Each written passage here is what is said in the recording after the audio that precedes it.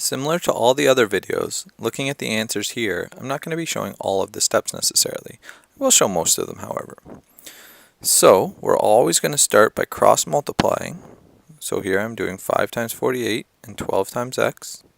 Then I'm dividing by the number beside the variable, and then solving. Same thing here. We start by cross multiplying.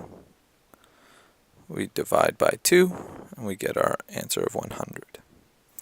And finally, the same thing here. Always cross multiply first. Then divide by the number that's beside your variable, and get your answer.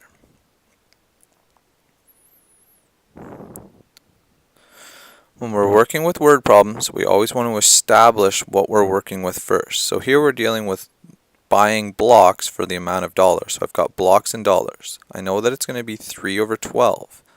Now I spent $60. Dollars was on the bottom, so I put 60 on the bottom and my variable on the top.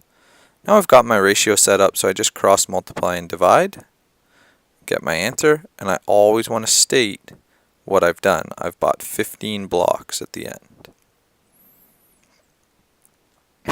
Same thing here, I'm drinking cups of coffee, so I've got coffee in days. I've got 7 coffees per day. How many coffees in 14 days? Days was on the bottom because that's where it is. Cross multiply, divide. 49 is my answer. Answer what the question said. Therefore, you can assume he drank 49 cups of coffee. Megan's selling volleyballs and shoes. So she's got balls and shoes. 7 over 3. She sells 7 balls for every 3 pairs of shoes.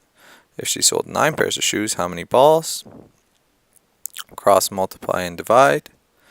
You should also be able to check your answer kind of. If I know that she's selling 7 balls to every 3 pairs of shoes, my answer should be bigger here than it should be here. 21 kind of makes sense. Therefore, she sold 21 balls.